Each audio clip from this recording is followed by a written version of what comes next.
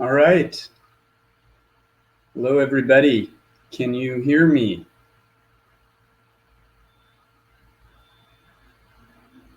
Just we'll do a sound check, make sure that folks are live and that you can hear me okay. All right. Good. I see one confirmation. Thank you.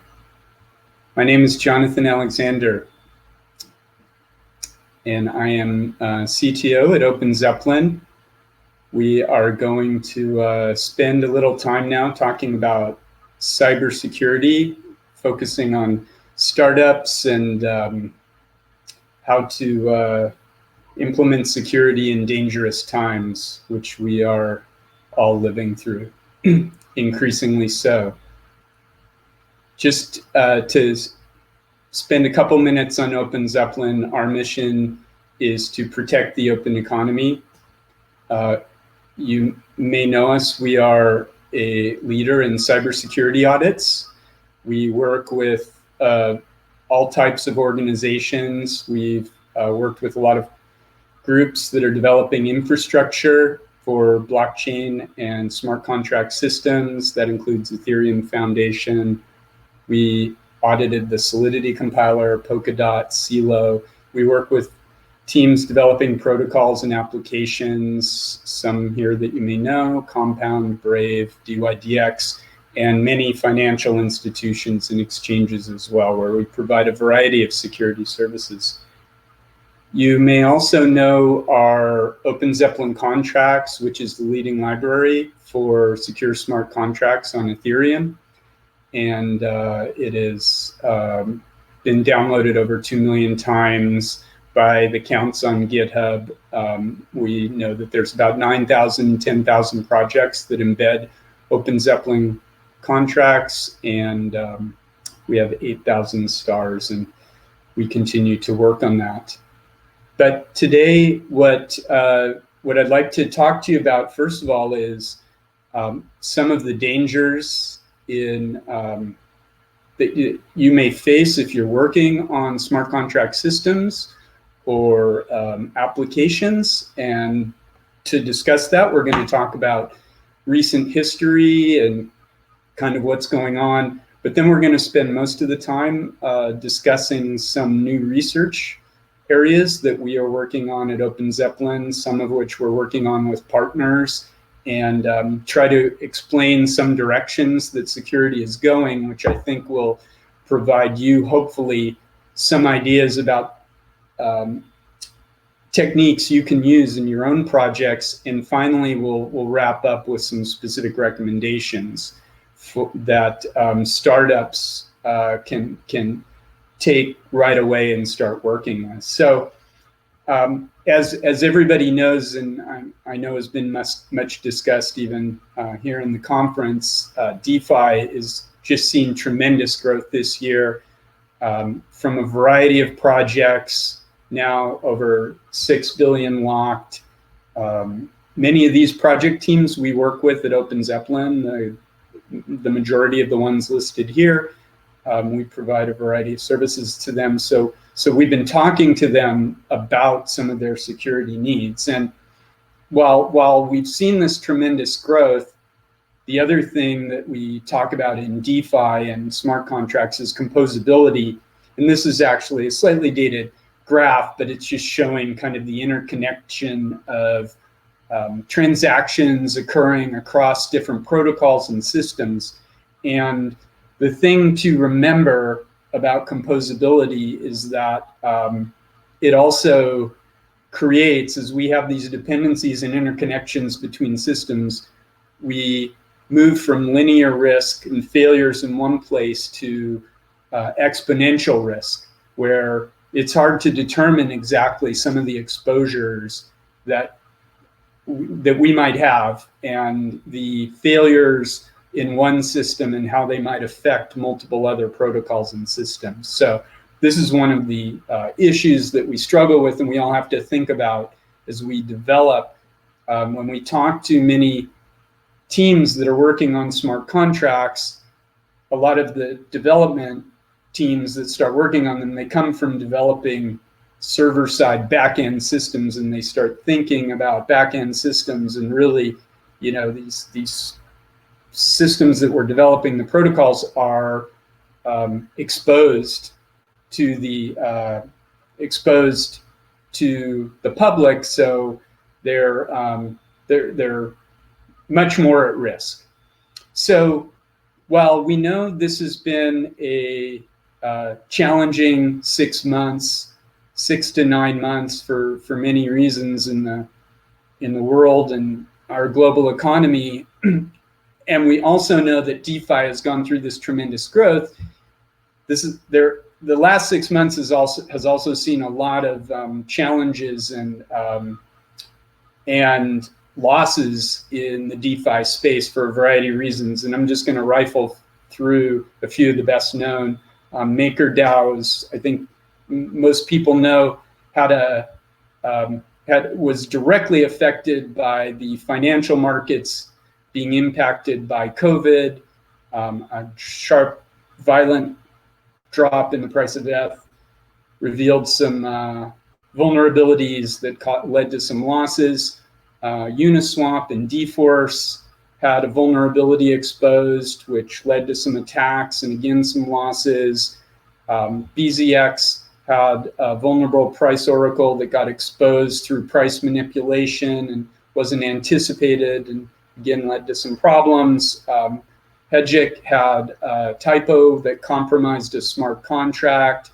Open just recently, a few weeks ago, had some unaudited logic in a smart contract that led to drain in a portion of user funds. And YAM, as many know in the DeFi space, had an amazing trajectory up and then back down when a vulnerability was discovered in the unaudited contracts. And the point for going through all these issues that have occurred in the last 6 months is, again, to have everybody think about the fact that the systems are powerful, but there's a lot of danger right now.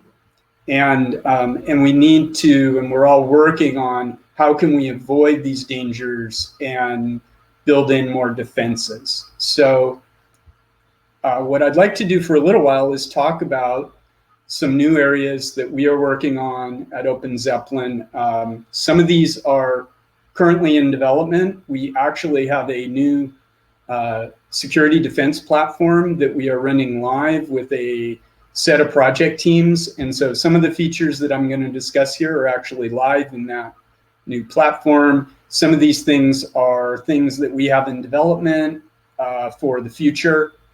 And again, some we're working on with partners.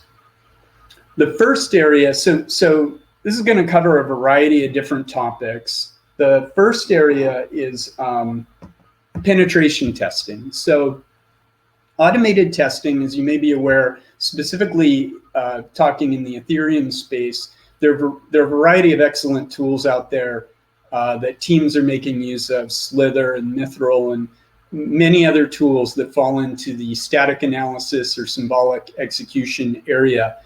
What we've seen, though, is that teams are challenged, especially new startup teams are challenged to make use of these tools effectively.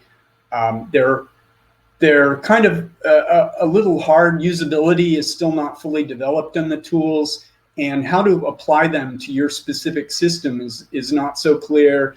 There's a certain amount of false positives, and so teams are using this, and we actually recommend that you do use these tools, but we think there's a need for better usability of these tool sets and an easier way for you to tie that into your own system, your own logic, to test your own logic and the rules or invariants in your system. So what we're doing is we've been looking at all the work we've done across over 200 audits now, and we've gathered up a lot of the information from that and been looking at all the different areas that could have been caught by better automated testing.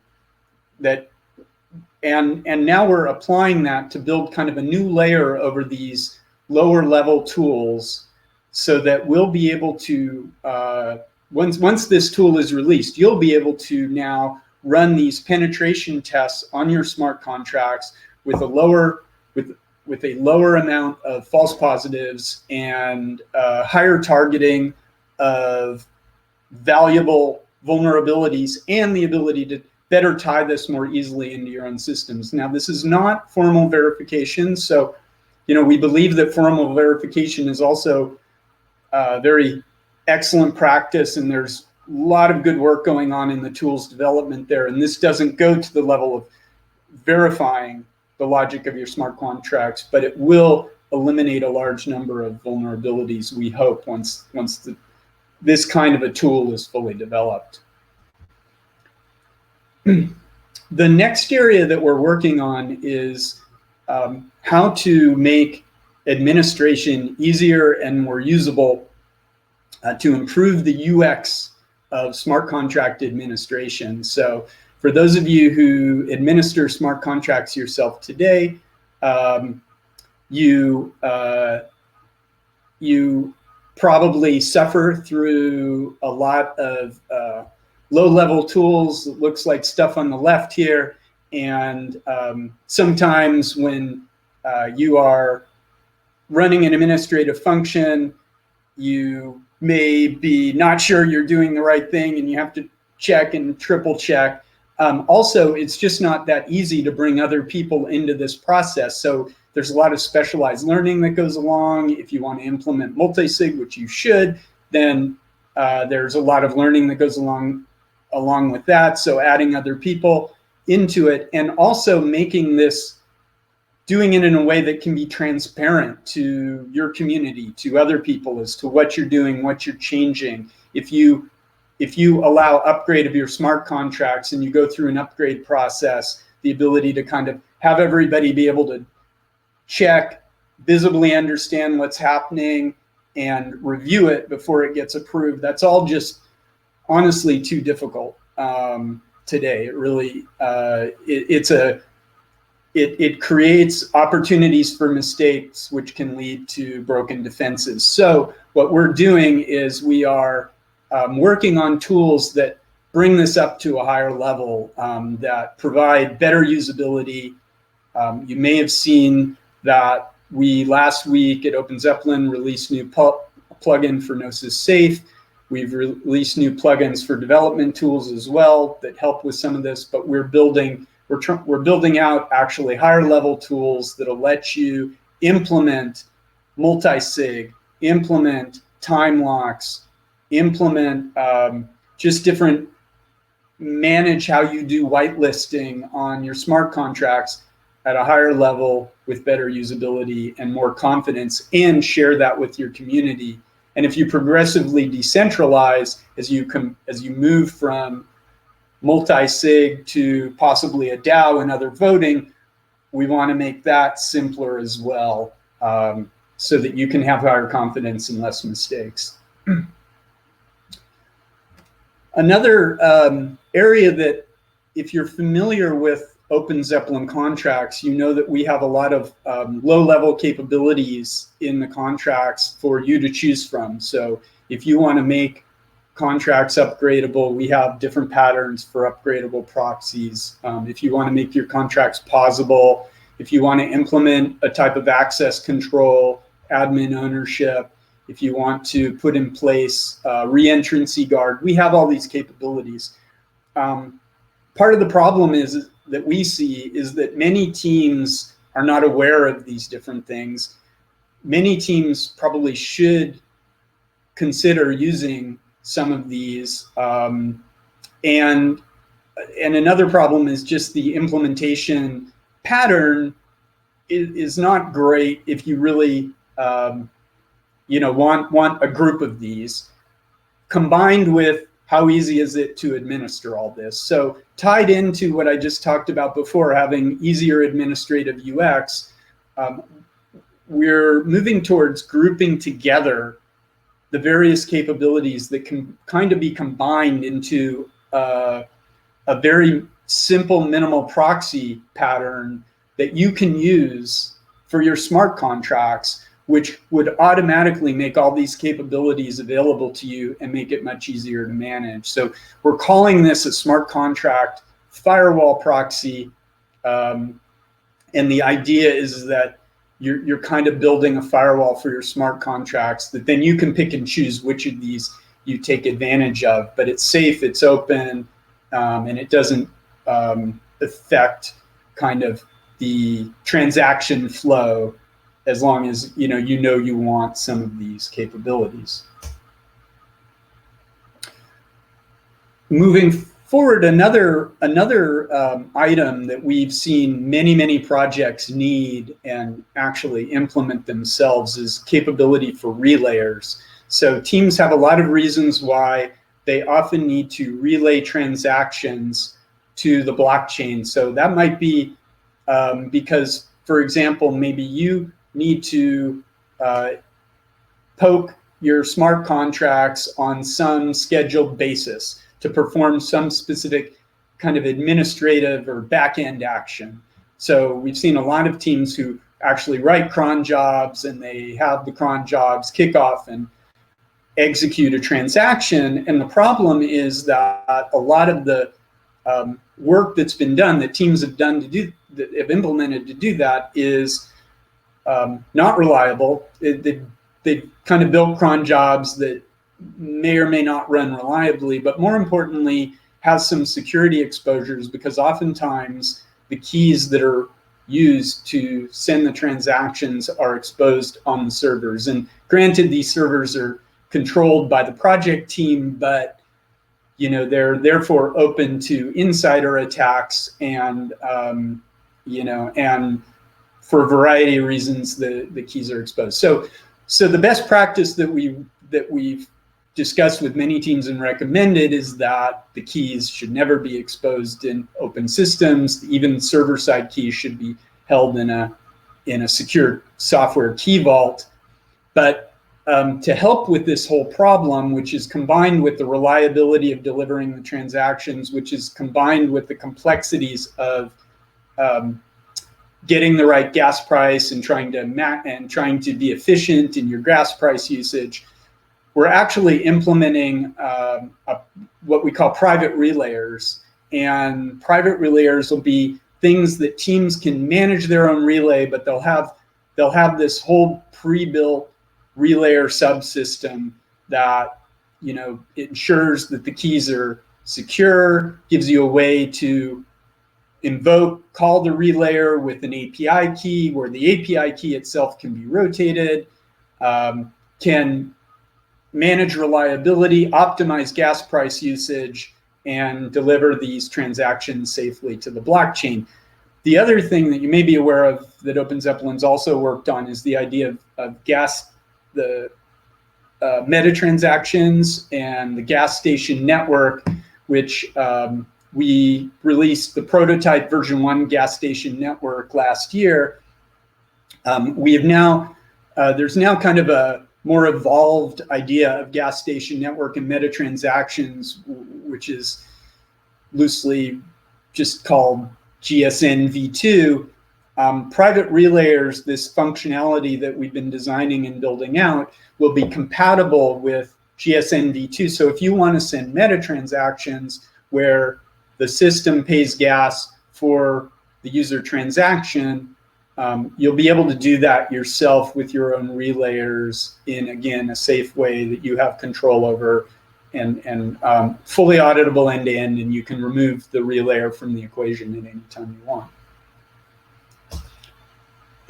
And I realize these graphs are getting complex, but they're kind of building up, and this will be the most complex one right here. This builds on the last concept. Another big issue, when you saw that composability graph and you think about all the issues that can occur, kind of the domino effect of one system having a problem and then other systems being affected, a lot of project teams are thinking about circuit breakers now. And circuit breakers is just the concept that if one system, one currency, one protocol has a problem, that you might want to have a circuit breaker in another system that says, oh, if that's having a problem, I need to either shut down a part of the system, or shut down a certain set of accounts that are using that, I know are using that currency for safety, for the system safety. And this can be done in an open way, especially if we can develop a broadcast system that will let us universally broadcast warnings or errors from one system to the rest of the ecosystem, so then the rest of the ecosystem can react. And so we are implementing the infrastructure for a broadcast system, which we call the Sentinel system, and also then the ability to react in an automated way, which we call auto tasks. Some people call them bots. These are kind of simple bots where you'll be able to write a transaction, hook it to an event, or listen for Sentinel broadcasts, and then have the action run based on some event or something you've heard. Now, this idea of auto tasks can also be used to automate administrative transactions as well. So this is another area we're working on. And the final area I want to talk briefly, just want to touch on two brief areas, and then we'll get into some specific recommendations for development teams.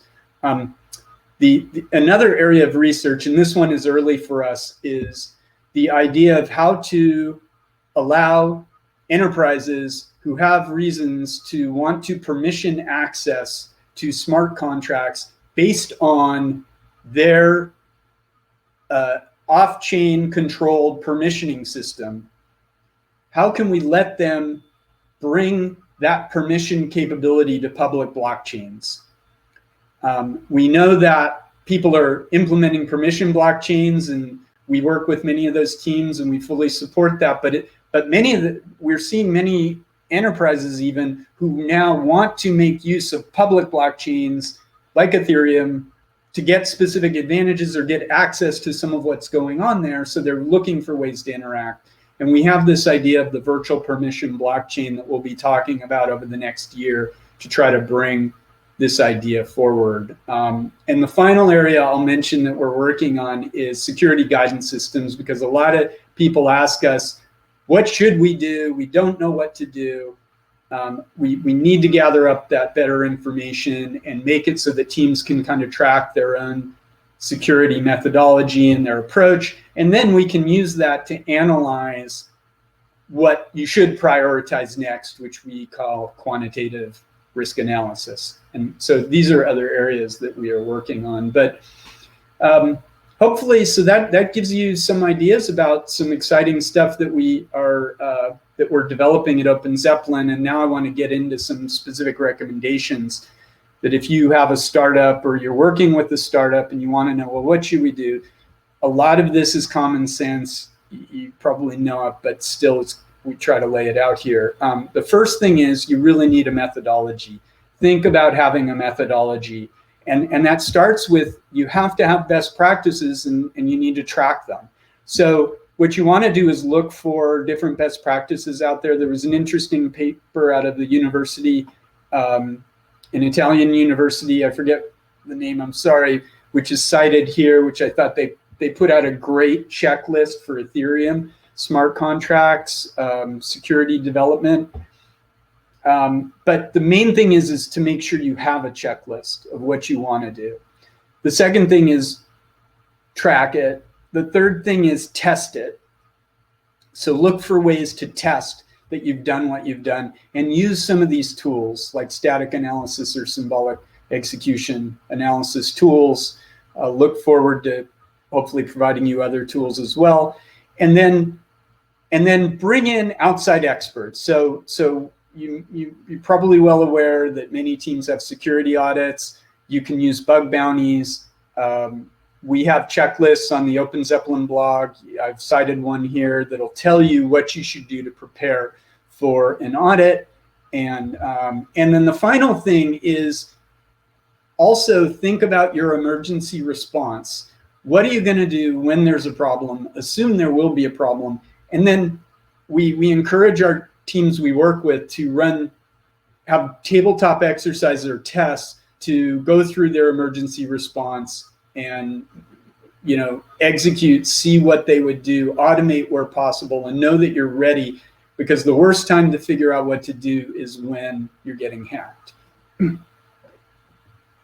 All right, the next area to focus on as a development team is sounds really simple, but amazing how many teams we work with are still, they want to go fast. So some of these things get overlooked or not addressed right away, but these are the most critical areas. And that's that your admin keys need to be secure. You need to use multi-sig for all your functions. Everybody knows that. I already cited that we have a plugin now for Gnosis Safe. We love the Gnosis Safe and Gnosis Multisig version 1 as well. But the other thing that I pointed out is if you have server-side functions, if you have automated code that calls the smart contract, those keys absolutely need to be secured as well. And the other thing that I'd mention here is that, we highly recommend thinking about progressive decentralization, where you have control early, you're going to decentralize later, but you want to think about that in the pattern, and that'll lead into the next slide, where the final, and this is kind of the most important point that is hard, that a lot of teams haven't figured out yet, and we need better tools, and we're seeing better ideas come forward, but we need to find ways to be more defensive. And what I recommend is that you think about how you can create defense in your system if you have value or valuable commodity moving through your smart contract system. What kind of defenses can you put in place? In some cases, we see teams thinking about limiting balances in the beginning. As the system gets hardened, you can increase the value flow over time. You can also consider just extra protections for larger value transactions or accounts. We recommend that you think about how you deal with the unknown unknowns. There are unknown unknowns. We know that we're going to have problems that we didn't anticipate. I showed you all those different hacks this year, and they were all unanticipated. So things like making your contracts upgradable, pausable, putting in invariant checks, which you may think there's no way this invariant is going to fail, but putting them in because there's the unknown unknowns, and building in circuit breakers. These are all defenses against unknown unknowns. Monitoring anomalies. We're going to be putting out some information soon about how best to defend, how best to monitor your systems that we've learned working with many teams. But a lot of this has to do with monitoring the balances, but monitoring spikes in activity, rapid events, rapid price changes. And if you have bookkeeping in your smart contracts, especially if you have bookkeeping between your smart contracts and your off-chain systems, monitor those. Monitor, are they staying in sync? Is everything as we expect it? And the final thing is, there was a great article from the Electric Capital, I'm sorry, I almost forgot, which was about de-risking and other ideas about how to de-risk as you build from the beginning and think of de-risk. So the good news is that better tools are coming that are going to help with these kinds of things. That's what we're working on at OpenZeppelin. You can follow us on our blog, on our forum, and but we recommend that you think about these things yourself. And that's it. I think I'm just about on time. I didn't see questions in the chat. I don't know if there's time for one question, if somebody has one. But I hope that was useful, and hope to see everybody around.